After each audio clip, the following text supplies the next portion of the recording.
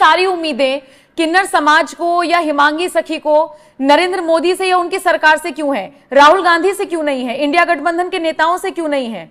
ज्यादा दूर मत जाइए, केजरीवाल से क्यों नहीं है? बता दूं, राहुल गांधी हो या इंडिया गठबंधन हो या अपना पाल हो, इन्होंने कभी हमको पूछा है क्या? आपको पता होगा, आपके चैनल को भी पता होगा, आप सब जीवात्माओं को पता होगा, कांग्रेस का राज्य था, यूपी में सपा का राज्य था, है ना, और दिल्ली में अपना आम आदमी पार्टी का राज्य है। क्या उन्होंने किन्नर समाज के लिए इतने टाइम से कुछ क्यों नहीं किया? क्या वो कोई एविडेंस है कि उन्होंने हमारे समाज के लिए कुछ ऐसा कार्य करके दिखाया है? तो वो मुझे बता। कांग्रेस हो या सपा हो, उन्होंने एक कूड़ेदान की तरह हम किन्नर समाज को फेंक दिया था। है मोदी की सरकार पर। अच्छा, मुझे ये बताइए, 400 पार का नारा चल रहा है और जहां तक मुझे उम्मीद है 9 से 10 दिन रह गए नतीजों में, किस तरीके से देख रही हैं, होगा 400 पार? मैं अगर आपको प्रैक्टिकल तो 400 तो होगा ही। तो पार जितनी बात है, अर्धनारेश्वर का धाम है और वो अर्धनारेश्वर अपने आप 400 पार दिला देंगे। नरेंद्र मोदी के जब सम्मान की बात आ रही है तो मैंने एक वीडियो देखा, जिस वीडियो को खुद नरेंद्र मोदी ने शेयर किया था जब वो बनारस आए थे अपना नामांकन भरने के लिए।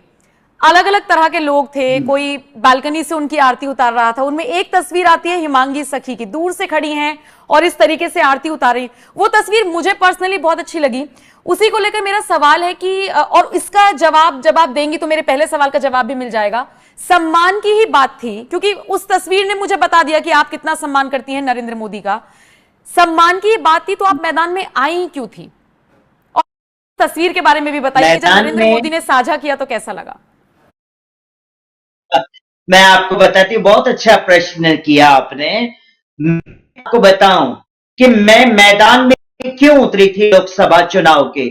मेरे किन्नर समाज के हित की बात और वो आवाज मुझे हाई कमांड चाहनी थी, इसीलिए मैंने वो भी निर्दलीय चुनाव लड़ने की घोषणा की थी।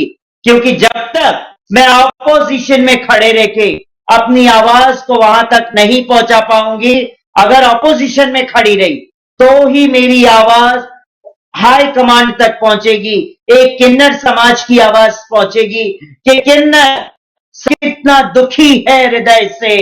ग्राउंड लेवल के जो किन्नर है उनकी आवाज कौन पहुंचाएगा? प्रधानमंत्री के कान तक, हाई कमांड के कान तक। इसीलिए मैंने ये मार्ग अपनाया और जो मार्ग मुझे सही लगा मैं उस मार्ग पे चल पड़ी और अपने किन्नर समाज की आवाज बनी।